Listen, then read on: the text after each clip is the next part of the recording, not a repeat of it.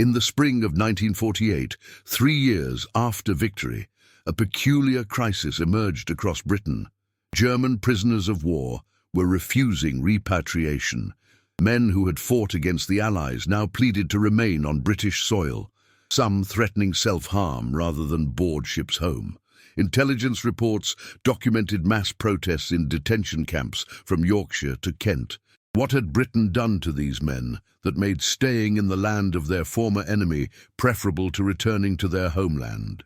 7th of May 1945, 14:23 hours, Catterick Camp, North Yorkshire. The rain hammered against the corrugated iron roofs with the persistence that only a Yorkshire downpour could muster. Inside Compound 174, Oberleutnant Klaus Hartmann stood at attention as British military police processed the final surrender documentation.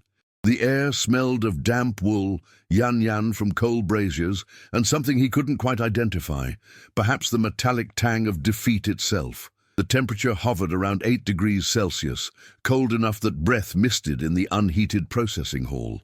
Hartmann was 26 years old, from Hamburg, the son of a shipwright who had built merchant vessels before the war turned his skills toward U-boats. He had commanded a panzer unit in Normandy, watched it disintegrate under Allied air superiority, and spent the final months of the war in desperate fighting retreat. He expected brutality. He had heard the stories, whispered accounts of what awaited captured Germans in Soviet hands, the deliberate starvation in French camps, the summary executions that happened when witnesses were scarce. Instead, a British sergeant handed him a tin mug of tea. "You'll want to warm yourself, Fritz," the sergeant said, not unkindly. His accent was thick with Lancashire vowels. Long day ahead. Medical inspection, delousing, assignment to work details. Keep your head down, do your work, and you'll be treated fair. The word fair landed strangely in Hartmann's exhausted mind. Fairness seemed an anachronism in 1945, a concept that had died somewhere between Stalingrad and Dresden. The strategic reality facing Britain in May 1945 was simultaneously triumphant and desperate. Victory had come at devastating cost: 7.3 billion in direct military expenditure, 450,000 dead, cities bombed into rubble, an economy hemorrhaging money to maintain vast armies across 3 continents. The nation was bankrupt in all but name, sustained only by American loans that came with conditions attached. Food rationing was more severe than during the war itself. The average British civilian consumed just 2,800 calories per day, below the minimum recommended for manual labor. Yet Britain held nearly 400,000 German prisoners of war on its soil, with thousands more arriving daily from defeated Wehrmacht units surrendering across northern Europe. The Geneva Convention mandated humane treatment, adequate food, medical care, and eventual repatriation. But here lay Britain's impossible equation. The nation desperately needed labor to rebuild infrastructure, harvest crops, and maintain industrial production, yet lacked the resources to feed its own population adequately, let alone hundreds of thousands of prisoners. The solution emerged not from military command, but from necessity tempered by national character.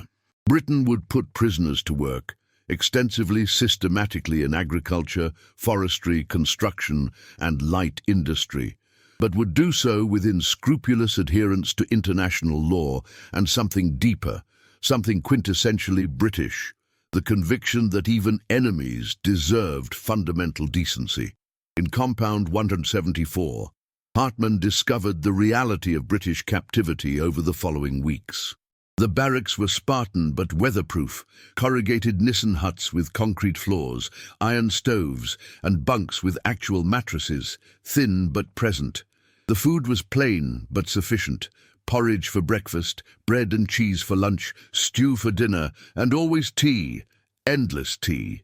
The daily ration provided approximately 3,000 calories, slightly more than British civilians received. Guards were strict but not cruel, enforcing rules without sadism. When prisoner Schmidt collapsed from pneumonia, British medical staff treated him with the same antibiotics used for their own soldiers.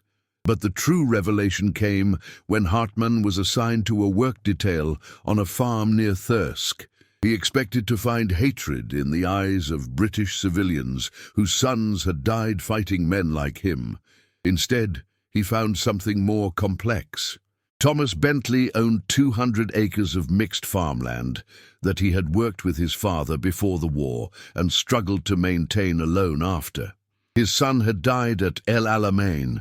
His wife managed the household while simultaneously working part-time at a munitions factory that was now desperately converting to civilian production.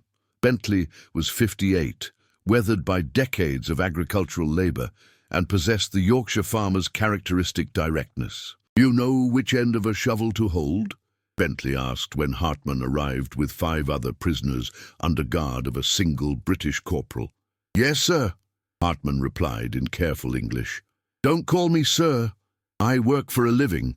You'll help with drainage ditches today, potato planting tomorrow. You try to run, the corporal shoots you. You work hard, you'll get extra tea and cake at midday. Simple enough?" It was simple enough. Hartmann discovered that physical labor possessed its own mercy. The mindless rhythm of digging drove away memory. The British Corporal Patterson was a veteran of North Africa who had lost 3 toes to frostbite during the Italian campaign.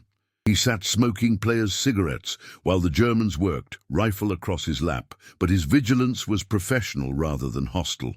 At midday, Mrs. Bentley appeared with a basket containing sandwiches, a flask of tea, and implausibly a Victoria sponge cake that she divided among the prisoners with mathematical precision. "My husband says you work hard," she said, her voice carefully neutral. "A working man deserves feeding proper." Hartmann ate his portion slowly, trying to remember the last time he had tasted cake. Sometime in 1943, perhaps. The sweetness was almost painful. Over the following months, a pattern emerged that was replicated across Britain's agricultural counties. German POWs became integrated into the essential labor force that kept the nation fed. By autumn 1945, approximately 150,000 prisoners were working in agriculture alone, filling the gaps left by men not yet demobilized and sustaining production that would have otherwise collapsed. They drained fields, harvested wheat, picked hops in Kent, brought in potatoes across Lincolnshire, tended orchards in the West Country. The relationships that developed defied simple categorization.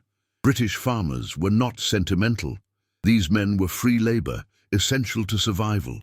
But the culture of British agriculture, with its embedded rituals of shared meals, cooperative labor during harvest, and the enforced proximity of farm work, created unexpected bonds. Germans learned the peculiar British institution of the tea break, the art of understatement, the importance of weather in conversation. British farmers discovered that the enemy possessed faces, families, fears identical to their own.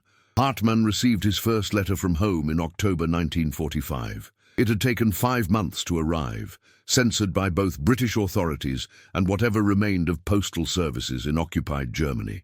His mother wrote that Hamburg was 75% destroyed, that she lived in a basement with 12 other people, that food rations provided approximately 1,200 calories per day, that his father had died during the firestorm raids of 1943, information she hadn't been able to communicate earlier. His sister had disappeared somewhere in the Soviet zone, her fate unknown. He read the letter sitting in the Nissen hut while rain drummed overhead and British guards played cards by lamplight, largely ignoring their charges. The contrast was impossible to ignore. He was warm, adequately fed, and alive. At home, his family was starving amid ruins. The realization settled into his consciousness with strange weight. He was better off as a prisoner in Britain than he would be as a free man in Germany. February 1946, Dorset. The frost had settled thick across the Dorset countryside, turning fields into sheets of crystalline white that crunched underfoot. At the forestry work camp near Wareham, Feldwebel Johann Krause was learning the particular brutality of British winter work, felling timber in conditions that turned hands numb within minutes despite heavy gloves, dragging logs through mud that seemed bottomless, operating saws with fingers so cold they barely responded to commands. The Forestry Commission had requisitioned thousands of German POWs for essential timber operations. Britain's forests had been ravaged by wartime demands: wood for pit props in coal mines, for construction, for fuel during the coal shortages. The nation needed approximately 12 million tons of timber annually. Domestic production had collapsed to barely 3 million tons by 1945. German labor was not optional, it was survival. Krause was 31.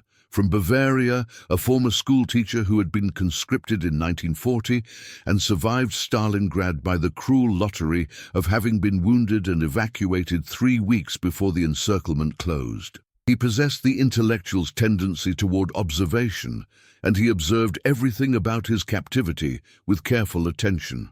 The camp held 200 men in conditions that were Spartan but systematically organized. Wake at 600 hours, breakfast of porridge and bread, muster at 700, march to work sites under guard, labor until 1700 with a 1-hour break for lunch, return to camp, dinner at 1800, free time until lights out at 2200. On Sundays, no work. Prisoners could attend religious services, play football on a muddy pitch behind the camp, write letters, or simply rest.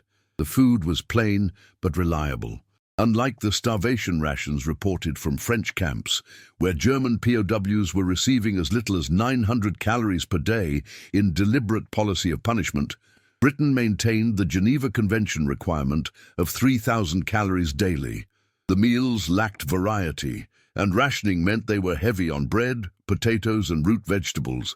But hunger was absent. Krause had not felt genuinely hungry since arriving in Britain, a statement he could not have made during the final year of the war, when Wehrmacht rations had collapsed to near starvation levels. Medical care was provided without discrimination. When Fischer developed a serious infection from a chainsaw injury, he was transported to the nearest civilian hospital in Dorchester and treated by the same doctors who treated British patients. Antibiotics were administered, the wound was cleaned and stitched, and Fischer returned to camp 3 days later with instructions for wound care. The entire episode was so routine that it barely registered among camp authorities. Of course, injured prisoners received medical care. What else would civilized people do? But the true transformation came through thousands of small interactions that accumulated into something unexpected.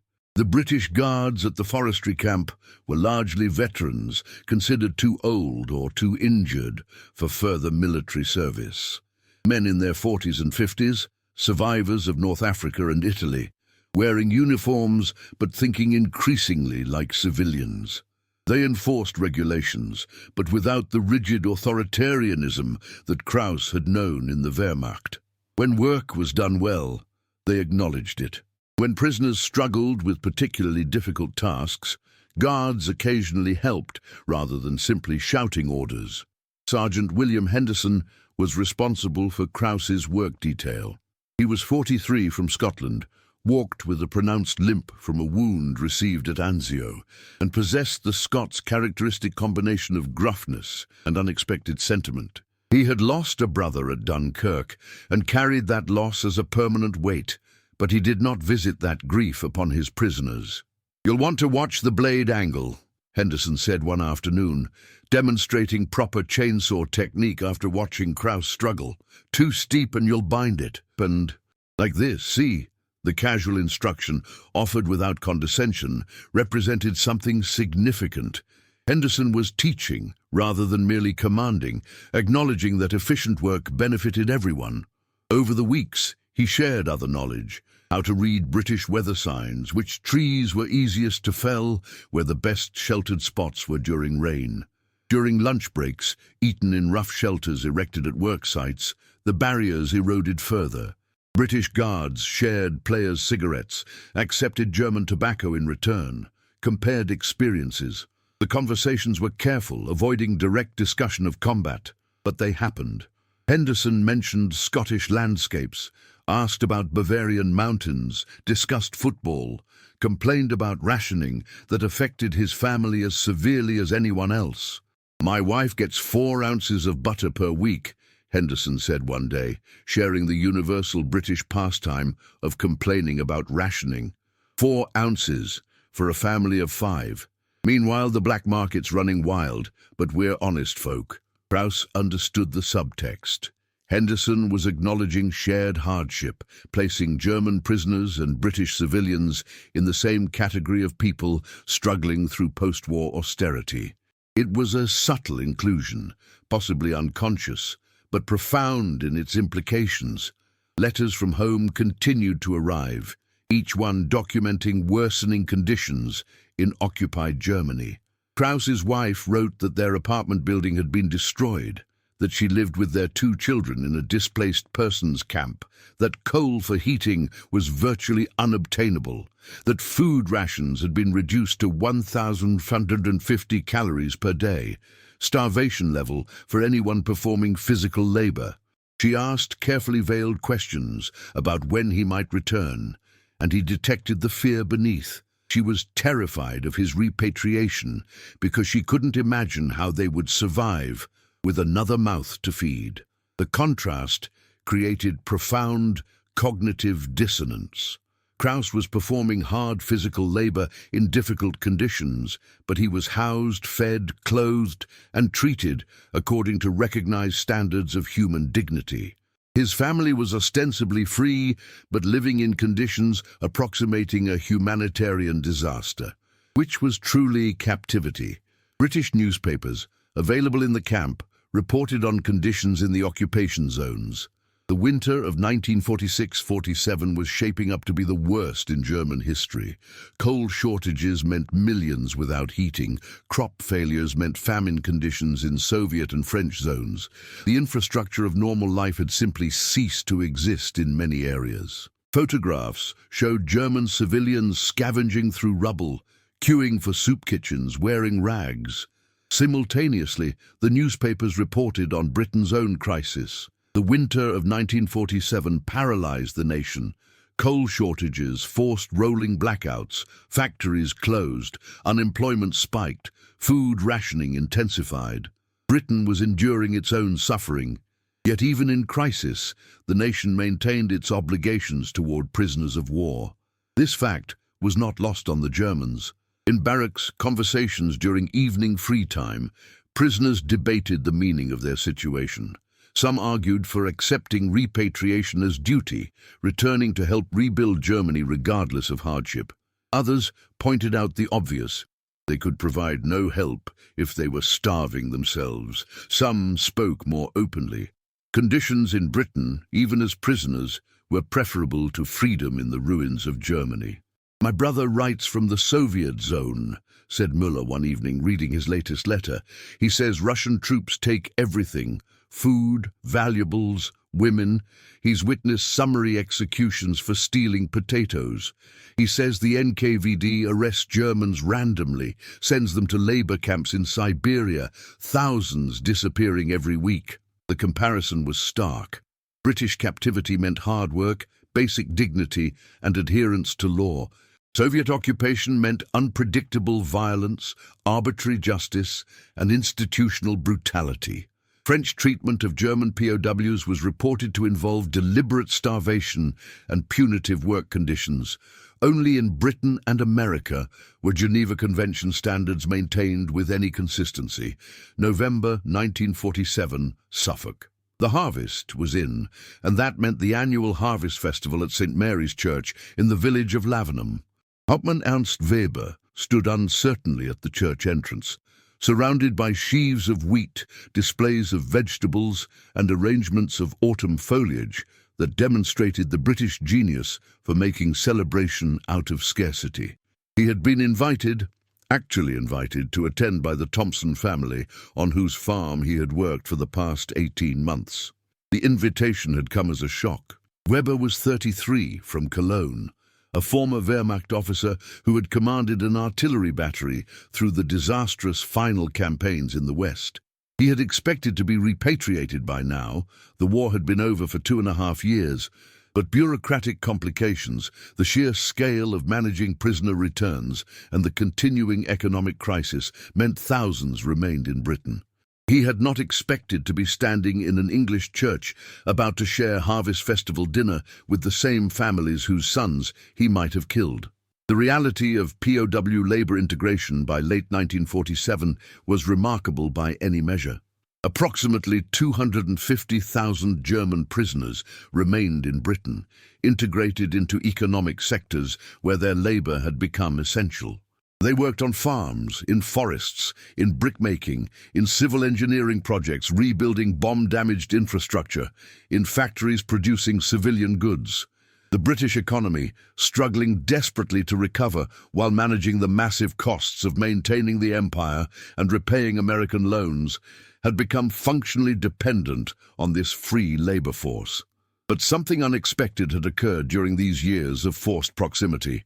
Relationships had formed that defied the logic of enmity. British civilians, particularly in rural areas, had grown accustomed to German prisoners as neighbors, workers, sometimes even as something approaching friends. Inside St. Mary's, the Thompson family found Weber in the crowd and greeted him with the reserved warmth that characterized rural English hospitality. James Thompson was 60, had worked his 300-acre farm through both wars, and had lost his eldest son at Monte Cassino. His wife Eleanor managed the household with the efficient austerity that rationing demanded. Their daughter Sarah, 23, had served in the Women's Land Army before returning home to help with farm work. "Glad you could come," Thompson said, shaking Weber's hand with his characteristic firm grip. "You've earned it, working as hard as you do. Come, there's people you should meet." What followed was a surreal evening of integration that would have been unimaginable 3 years earlier. Weber shared dinner with families who had lost sons, brothers, fathers to German forces. The meal was communal, held in the church hall. Everyone brought contributions from their rationed supplies, and the result was a feast by 1947 standards. Roast chicken, a rare luxury, vegetables from victory gardens, bread, cakes made with hoarded ingredients, and endless tea. The conversations were careful but genuine. Villagers asked Weber about his family, his pre-war life, his hopes for eventual return. He found himself describing Cologne as it had been before bombing reduced it to ruins. The cathedral, the river commerce, the carnival traditions. Mrs. Harrison, whose husband had died in North Africa, told him about her son, who was now stationed in occupied Germany as part of the British Army of the Rhine. "He writes that conditions are terrible," she said quietly. "Says the German civilians are starving, that children approach soldiers begging for food. It troubles him greatly." The acknowledgement hung in the air. A British mother recognizing German suffering, speaking to a German who was well-fed and safe while his countrymen starved. Weber didn't know how to respond except with honesty. "My wife writes the same," he admitted. "She says my children ask for bread that isn't available. I send what money I can from my POW wages, but it purchases little." The British government paid POW labour according to Geneva Convention requirements. Small amounts, but present. Weber earned enough to send occasional funds home, where they purchased almost nothing in the collapsed German economy. But the gesture mattered. Sarah Thompson had been listening to the exchange. She had spent the war years performing exhausting agricultural labor, first with the Land Army and then on her family's farm, working hours that would have violated any peacetime labor law. She had lost friends to bombing, had watched her brother leave for Italy knowing he would likely not return. She had every reason to hate Germans. Instead, she saw Weber as something more complex. An individual trapped by circumstances beyond his control, separated from family he desperately missed, working hard on her family's farm with skill and reliability. Over 18 months, she had grown to respect him as a worker, and in the careful way that characterized rural English social relations, to like him as a person. "You should come to the Christmas dinner as well," she said, the invitation offered casually but meaningfully. "If you're still here, of course." "If I'm still here," Weber agreed, unsure whether he was hoping for repatriation or dreading it. Across Britain, similar scenes were playing out in thousands of locations. POWs who had integrated into communities found themselves included in social events, church services, football matches, pub gatherings. The relationships remained bounded by the reality of captivity. Guards were still present, camps still existed, prisoners were not free. But within those boundaries, humanity had asserted itself. British authorities watched this integration with mixed feelings. From a practical perspective, it was beneficial. Contented prisoners worked more efficiently and created fewer security problems. From a moral perspective, it was troubling. British civilians were fraternizing with former enemies, while Britain's own soldiers still fought in various colonial conflicts and occupation duties. From a political perspective, it was complicated. Repatriation was supposed to happen, but the economic dependence on POW labor made rapid return impossible. Meanwhile, reports from Germany grew increasingly disturbing. The winter of 1947-48 was shaping into a catastrophe. Coal production in the Ruhr had collapsed, meaning German civilians faced winter without heating. Food production had not recovered. Famine conditions prevailed in Soviet and French zones. The black market was the only functioning economy, and those without resources to trade, most people simply starved. Disease was spreading, particularly tuberculosis, which was reaching epidemic levels in some areas. Against this backdrop, POW attitudes toward repatriation began shifting perceptibly. Camp authorities noted increased requests to delay return, petitions to extend work assignments, and in some cases, outright refusal to board repatriation ships. Germans scheduled for return would go absent without leave, hiding in countryside until transport departed, then voluntarily returning to camp, accepting punishment rather than repatriation. The British press began reporting on the phenomenon with characteristic bemusement. Articles appeared with headlines like, "German POWs refuse to go home, and former enemy prefers Britain to fatherland."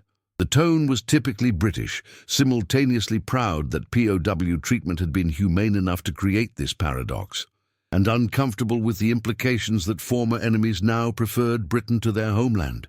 June 1948, Lancashire. The order came through official channels, with the bureaucratic precision that characterized post-war administration. All remaining German POWs were to be repatriated by December 1948. The decision reflected multiple pressures: international obligations, Soviet complaints that Britain was retaining German labor in violation of agreements, political necessity as Britain tried to normalize relations with the emerging West German state, and moral imperative to return men to their homes after 3 years of peace. At Compound 183 near Preston, the announcement created not relief, but despair. Lieutenant Paul Richter sat in the camp administrative office, attempting to articulate an impossible request to Captain Morrison, the British officer responsible for camp operations. Richter was 29 from Dresden, and possessed the careful politeness that characterized educated Germans trying to navigate British authority structures. "Sir, I wish to request consideration for permission to remain in Britain," Richter said, the words carefully rehearsed, but still awkward. Morrison, 46, a veteran of both world wars, who carried the weariness of someone who had seen too much death, regarded the German with something between sympathy and exasperation. "That's not how this works, Richter. The war is over. You go home. That's the arrangement. Sir, with respect, I have no home to return to. Dresden was destroyed. My family is in the Soviet occupation zone. British intelligence reports indicate that any German who served as an officer in the Wehrmacht is at risk of arrest by the NKVD and deportation to labor camps in the Soviet Union." This was true. Reports filtering from the Soviet zone documented systematic arrests of former Wehrmacht officers, particularly those from the middle ranks who possessed education and organizational skills that the Soviets viewed as potential threats. Tens of thousands had disappeared into the Gulag system, their fates unknown. Morrison sighed, the sound of a man confronting moral complexity that no military training had prepared him for. Even if that's true, I don't have authority to grant asylum. You're a prisoner of war, not a refugee. The policy is clear. Then I am requesting that you delay my repatriation indefinitely pending clarification of conditions in the Soviet zone, Richter said, deploying the bureaucratic language that might create necessary delay. Across Britain's POW camps, similar conversations were occurring. Germans scheduled for repatriation were submitting formal petitions, requesting delays, citing family circumstances, medical conditions, fear of Soviet persecution, inability to locate family members in the chaos of occupied Germany. Camp commandants found themselves arbitrating impossible decisions, balancing official policy against human desperation. Some prisoners took more direct action. At camps near Dover, scheduled to ship men to Hamburg, dozens of prisoners simply refused to board ships. They stood at dockside in silent protest, forcing British guards to confront the choice of physically dragging men onto vessels or accepting their refusal. Most guards, themselves tired of war and conscious of the conditions awaiting returnees, enforced compliance half-heartedly. Those forcibly repatriated often attempted to return. The Dover camp recorded 7 cases of men who were shipped to Germany, spent weeks attempting to reach their families through chaotic occupation zones, found conditions impossible, and then voluntarily walked into British Occupation Authority offices, requesting return to Britain as civilian workers. British policy officially prohibited such returns, but individual officers sometimes exercised discretion, particularly for men who could document that they had established employment arrangements with British farmers or businesses willing to sponsor them. The British government faced a paradox of its own creation. The humane treatment of POWs, maintained even during Britain's darkest hours of economic crisis, had created a population that actively preferred captivity to freedom. This reflected well on British values, but created impossible policy complications. Officially, all prisoners had to be repatriated. Practically, many had formed connections to British communities that made their labour valuable and their presence desired. Morally, returning men to certain hardship, and in Soviet zone cases potential death, felt wrong to many involved in the system. Public opinion was divided. Working-class communities that had employed POW labour tended towards sympathy. These men had worked hard, behaved properly, and earned respect. Conservative voices argued that sentiment was misplaced. These were former enemies who had no right to remain in Britain, while British veterans struggled to find employment. Progressive voices pointed out that returning men to Soviet zone persecution violated Britain's professed values. The Thompson family in Suffolk found themselves part of this national debate. Ernst Weber, who had worked on their farm for 3 years, was scheduled for repatriation in August 1948. James Thompson submitted a formal request to the War Office asking permission to employ Weber as a civilian farm worker, offering to provide housing and guaranteed employment. The request was denied. Policy did not permit former POWs to transition directly to civilian status without returning to Germany first. "It's mad," Thompson said to his wife over breakfast, reading the official rejection letter. "We're sending him back to conditions that'll likely kill him when he could be here doing work we desperately need done." Where's the sense in that? Eleanor Thompson, who had spent 3 years managing household and farm labor with ruthless efficiency, saw the situation with characteristic clarity. There is no sense, but policy is policy, and we're not the sort to break rules. Their daughter Sarah had her own perspective.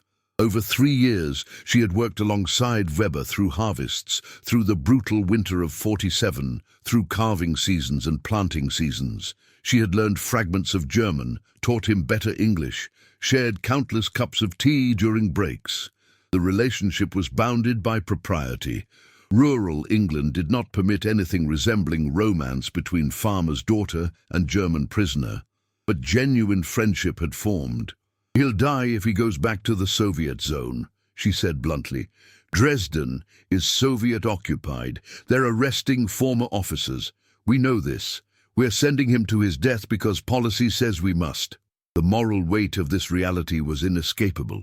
Britain had fought a war premised on defending civilization against barbarism, had maintained its values even under existential threat, had treated prisoners according to standards that reflected its national character. Now in peace, those same values demanded recognizing that repatriation meant condemning men to outcomes that violated every principle Britain had fought for. In August 1948, Weber was processed through the repatriation system. The Thompson family attended his departure, a gesture that camp authorities found unusual but did not prohibit. They brought him a package of food, carefully hoarded rations that represented genuine sacrifice, and a letter of reference attesting to his character and work ethic, which might prove valuable in post-war Germany. "You'll write when you're settled," Thompson said, shaking Weber's hand. "Let us know you're safe." "I will," Weber promised, though both men understood that communication between occupied Germany and Britain was difficult at best. Weber was transported to Hamburg, processed through a displaced persons camp, and released into the Soviet zone, chaos with official papers and nothing else. He spent 6 weeks searching for his family, navigating through a landscape of ruins where social structures had collapsed, infrastructure barely functioned, and survival demanded daily struggle. He found his wife and children living in a displaced persons camp, malnourished but alive. He found employment with a British-run reconstruction project, leveraging his reference letter and English language skills. But conditions were as brutal as reported. Food rations were below subsistence level, housing was nightmarish, Soviet authorities arbitrary in their enforcement of regulations. Most critically, in October 1948, Soviet military police began systematic arrests of former Wehrmacht officers, particularly those returning from Western POW camps, whom they suspected of potential Western sympathies. In November 1948, Weber walked into a British Occupation Authority office in Hamburg and requested assistance in applying for civilian work status that would allow return to Britain. The British officer reviewed his case, noted the Thompson family reference letter, confirmed employment availability, and forwarded the application through proper channels. By December 1948, official policy had evolved to permit former POWs to apply for civilian work permits in Britain, provided they could document employment offers and pass security checks. The policy change reflected practical reality. British agriculture and industry needed labour. Former POWs represented a trained workforce familiar with British systems, and the moral complications of forced repatriation had become politically untenable. Weber received approval in January 1949. He returned to Britain as a civilian worker, reunited with the Thompson family farm, and began the process of bringing his family to Britain. A process that would take another year of bureaucratic navigation, but eventually succeeded. He was one of approximately 25,000 former German POWs who remained in Britain permanently, either through civilian work programs or by marrying British citizens, relationships that had developed during captivity, despite official disapproval. These men became part of post-war British society, contributing to reconstruction, raising families, and representing a remarkable historical anomaly. Enemies who preferred their captors to their homeland. The legacy of Britain's POW treatment extended beyond individual stories. It represented validation of values maintained under extreme pressure.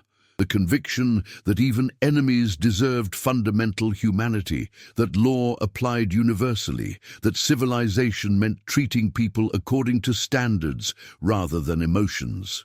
The humane treatment had practical benefits. German labor contributed significantly to post-war recovery. prevented the security issues that would have emerged from brutalized prisoner populations, and demonstrated Britain's moral authority in ways that military victory alone could not. Historians would later identify Britain's POW policy as exceptional among Allied powers. Soviet treatment of German prisoners was characterized by systematic brutality, forced labor in gulag camps, and death rates approaching 35–40%. French policy involved deliberate starvation, punitive work conditions, and violations of Geneva Convention that international observers documented extensively. American treatment was generally humane but inconsistent, varying dramatically by camp location and commander. Only Britain maintained consistent adherence to international law throughout. The reason for this British exceptionalism lay in national character forged over centuries, belief in fair play even when circumstances argued otherwise, conviction that law constrained victor as well as vanquished, and the particular British quality of making virtue out of necessity.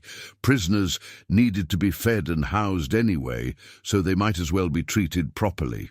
In the decades that followed, former POWs who remained in Britain integrated fully into society. Their children became British, their grandchildren entirely English, Scottish, Welsh. The history became footnote, remembered primarily in families who knew that grandfather spoke English with slight accent and had arrived in Britain under unusual circumstances, but those who lived through it understood its significance. Ernst Weber, working the Suffolk fields into his 70s, would occasionally reflect on the paradox that had shaped his life. He had been captured by enemies who treated him with more humanity than he might have expected from his own countrymen in those desperate final days. That treatment had saved his life, transformed his future, and demonstrated something fundamental about the nation that had defeated him, that even in victory, even in desperate economic crisis, even toward those who had fought against them, the British had maintained their conviction that civilization meant treating people properly. It was a legacy built not from grand gestures, but from countless small acts of ordinary decency, cups of tea offered to cold prisoners, medical care provided without discrimination, farmers acknowledging hard work regardless of nationality, families including former enemies in harvest festival dinners. These accumulated into something larger, proof that even after the most destructive war in human history, humanity could reassert itself through the simple expedient of treating people as individuals worthy of fundamental respect. The German prisoners who begged to remain in Britain after 1945 were not rejecting their homeland, but acknowledging a truth that transcended nationalism. They had been shown mercy when they expected brutality, treated with fairness when they deserved punishment, and given dignity when they possessed no power to demand it.